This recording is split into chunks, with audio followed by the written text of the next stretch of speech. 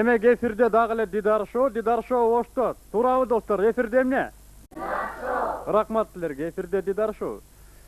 Айгүл, эми 3-чү суроо, бул негизги суроолордун бири. Азыр мына Көнрунун шарапаты менен деген сөзгө да, кайра курунун шарапаты менен биз көпчүлүк мына улуттук педагогика, элдик педагогика, ыйман сабактары, дин бүт баарына кайрылып атабыз, чынбы? Мына 3-чү суроо. Ушул кайрылып атканыбыз туурабы? Ыйман деген эмне? Ыйман сабагы деген эмне деги өзү? Ыйман сабагы менен диндин айырмасы, мектеп менен ыйман сабагы экөөнүн ортосунда байланыш кандай деңгээлде болуш керек? Ыйман сабагын ким иштеп чыгарыш керек? Кандай булактарга таяныш керек? Суроо берилди.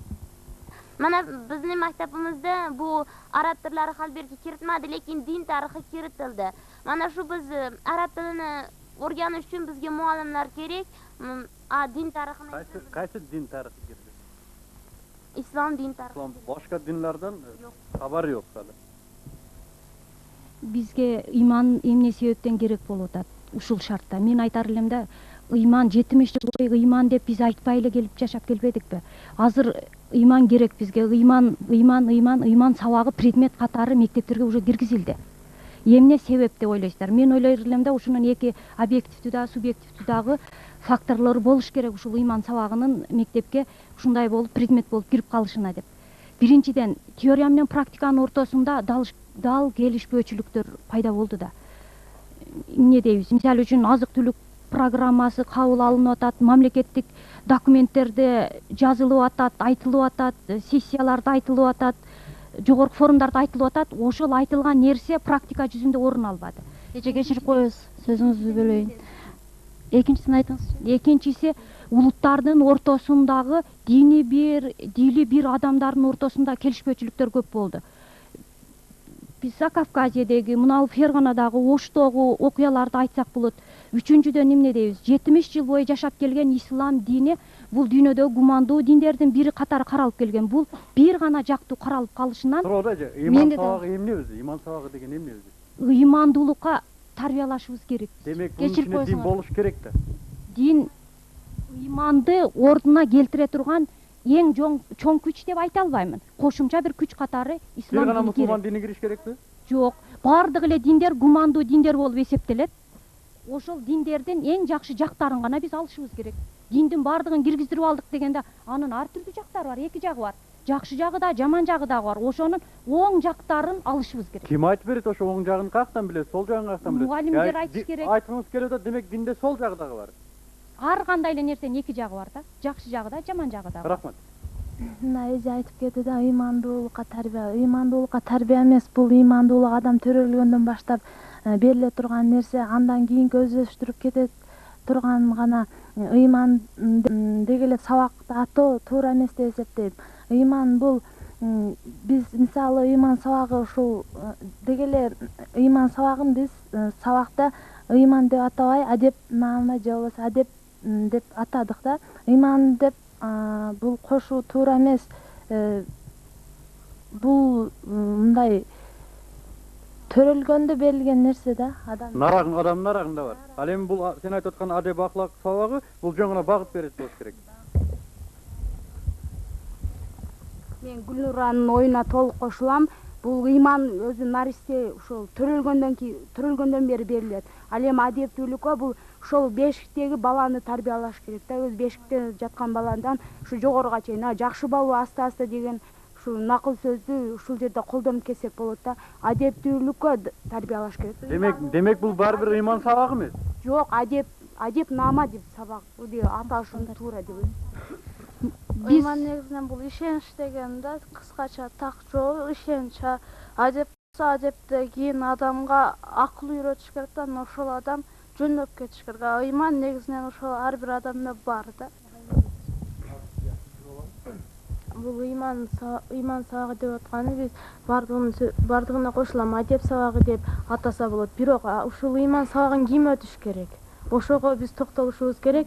Бул мына агартуу министрлери ошол окуу жайларына карата эле ошол адеп наама сабагына атайын курс ачса, ошол курска ушул айылдагы жаштар барып окуп келип, ошол жөнөкөй мына моторайган бөбөктөргө ошону кеңири тараса, биз азыр ыйман сабагын өткөнү менен мындай айтканда мугалим мындай чоңдорго кайрылары элек ошо жаңы курс ачып берсе ошол жака. Таган суроодо ошол курсту ошол мугалимдерге ким өтүш керек? Ошол жака барып эми ошол жактан чоң адамдарды даярдаш керек. Ким мисалы? Ким эл агартуу министрлери ага ойлойм. Ар бир эле мектептерде ыйман сабагын баштаса болот, бирок ал мектеп ал сабакты ар тараптуу мугалимдер өтсө жакшы да. Мисалы молдолор өссө алар дин жакка гана бурулуп кетишет, ошондуктан ар тараптуу мугалимдер өссө ар тараптан тегиз. Бул ыйман деген ый деген бул эстүү деген, ман деген бул адам деген, бул ыйман деген сөз эстүү адамды түшүндүрөт. Мен ыйман программасын көрдүм да. Ыйман сабагы боюнча бир 30-40 пайызы динден алынган, Курандан алынган материалдар экен да. Көрдүңөрбү, чынбы? Уш керекпи, керек эмеспи деги? Мисалы биздин мектепте эле ыйман деген сабак болот да. Бизге Жуманалы деген ага берет, анда дагы дин сабактарды, арабчаларды үйрөтөт, санжыраларды айтып берет. Ыймандуу болууга деп ойлойт. Менин оюмча, ыймандуу болууга адептүүлүк, улууну урматтоо, кичини узаттоо бардыгы бирдей маанилүү болсо керек. Деги эле азыр ушул ыйман сабагы силерге канчадан бери өтүп атасыңар? Сенте 2 ай өттүңөр, э? Ыйман сабагы кирбегенде силер кандай болор элеңер? Ыйман сабагы кирип аткандан кийин кандайсыңар? Өзгөрүү болду силерде? Кандай өзгөрүү, мисалы?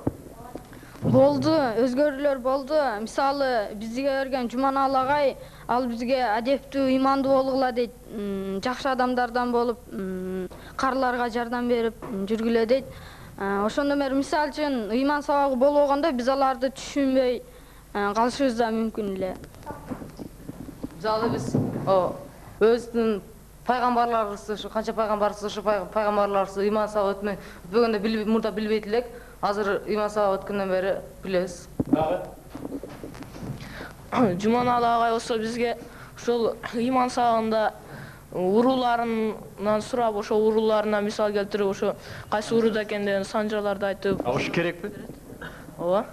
Сөзсүз керек. Керекте өздөрү билип алса өзүгө жакшы. Ата бабасынын салты деп, жет аталарына ошо өзүнүн урууларын. Кандай деп ойлойсуңар? Ыйман менен диндин айырмасы барбы? Ыйман менен мусулманчылыктын айырмасы барбы? Ыйман менен мусулманчылыктын айырмасы менимче жок болсо керек. Себеби мусулманчылык ислам дининде деле Куранда деле айтылат, адам ыймандуу болуш керек деп. Бирок башка динде деле айтылат, мисалы үчүн христиан дининде, Буддада.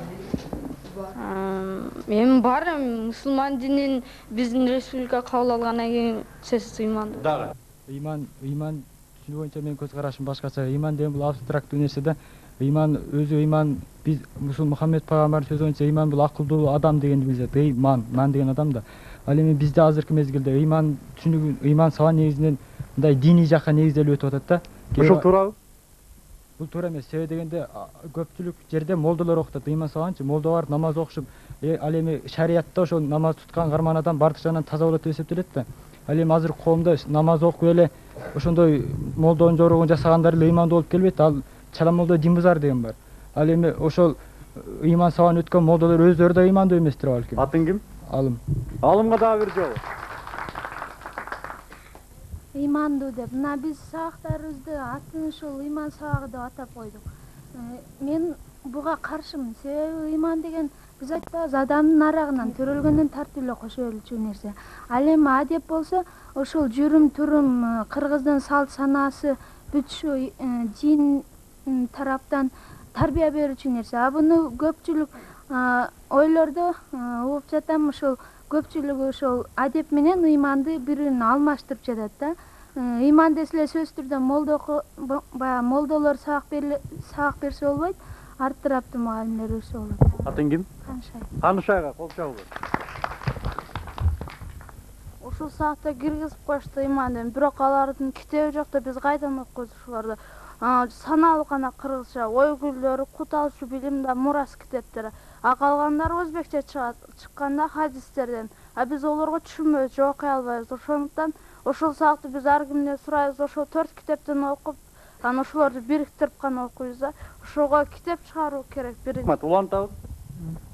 Бул ыйман дегенде албетте биз мугалимдер сөзсүз биринчиден түшүнүшүбүз керек. Балага биз көз карашын эң негизгисинен түп табынан бери тарбияланган баланы пайда кылышыбыз керек. Урматтуу телекөрүүчүлөр, Дидар шоу азыр Ош теле студиясында турат. Биз бир канча мүнөттөн кийин өзүбүздүн берүүбүздү аяктайбыз. Ал эми азыр мен учурдан пайдаланып, урматтуу Ош чергесинин окуучулары, урматтуу мугалимдер, урматтуу Айгүл, силерге Бишкек теле студиясынын атынан, Балдар студиясынын атынан чоң ыраазылыгын билдирем. Келерки жолугушууга чейин Кудай буйрса жолугушабыз деп максатам. Саламатта болгула. Рахмат силерге.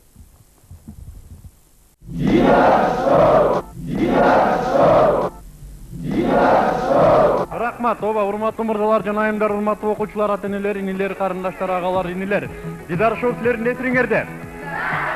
Рахмат, мен ишенем, силер Дидар шоунун бүгүн да чыдамсыздык менен күттүңүздөр. Демек алгыла, Дидар шоу силердин алдыңарда. Албетте, Дидар шоу компетенттүү суроолор жана орунсуз жооптор, а балким тетиринче орунсуз суроолор компетенттүү жооптор. Оба, биздин телефондор 255738, 255731. Оба, муну алгыла Дидар шоу. Дагы бир жолу. Дагы бир жолу. Дагы бир жолу.